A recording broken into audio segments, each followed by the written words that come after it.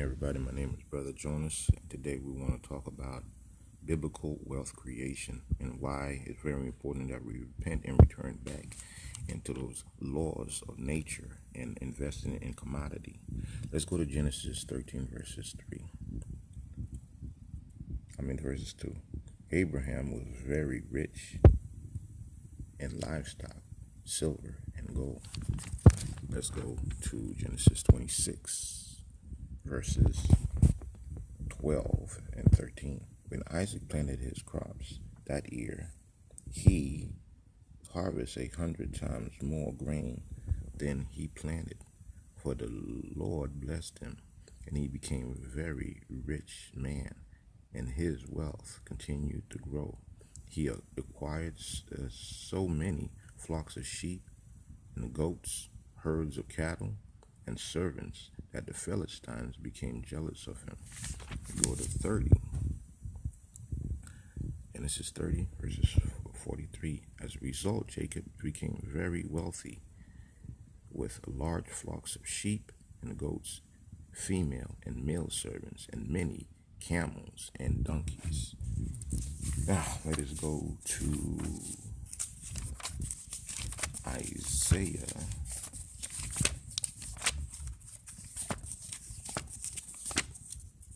65, verse 21.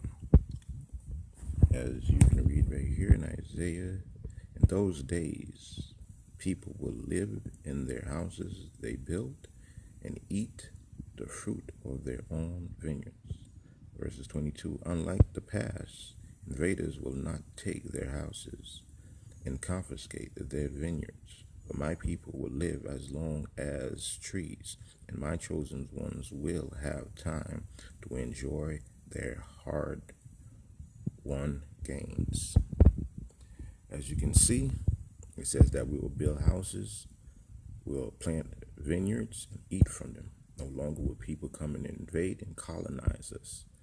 And as you can see, our forefathers, Abraham, Isaac, and Jacob, were wealthy. It's time that we understand that we invest more in commodity. Now, commodity, there's commodity money and there's fiat money. Fiat money is money that is based on the government. So all the money, the currency that's coming from the government is fiat money. They have no value. But commodity money has value. That's why in economics or in business, in economics, they have supply and demand. And when we're talking about supply, we have rubber, we have gold, silver, diamond, oil, cattle, crops. All of those things are commodity. And guess what? If you own those things, you can resell them. You know, you own land, you can resell those land. You can sell corn, wheat, barley. So it's time that we, learn about investment like the biblical way. Do not be fooled by these pastors telling us to go sell our lands and stuff like that. We're going to go to heaven forever and ever. No, that's not true. And the only reason that the first Christians or the Messianics that did that is because they were going according to Deuteronomy 14. And this is what Deuteronomy 14 is. It was about the tithing law. And this is what it says. At the end of every third year, bring the entire tithe of that year's harvest and store it in the nearest town. Give it to the Levites, who will receive no allotment of the land among you, as well as to the foreigners living among you, the orphans and the widows in your towns, so they can eat and be satisfied. Then the Lord your God will bless you in all your works. And as you can see, those were the reason that most of the Christians back then would sell their things, because they wanted to make sure that the other Christians had things, according to the biblical tithing.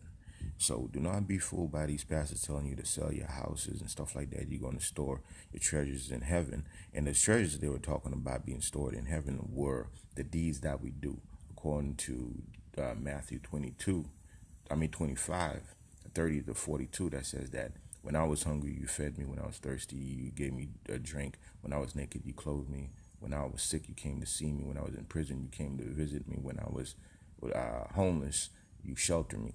Those are the deeds. You know what I'm saying? So it's time that we restore these things back into our community, and then, and so that we can be blessed as a people. And that's what we need to start doing. Instead of building all these churches in our community, no, we need to start restoring these principles back. Invest in commodity, invest in buying land, and grow your food, so you can give back to yourself, so you can be healthy, and give a 10% back to the community. My name is Brother Jonas. Shalom. Alakim.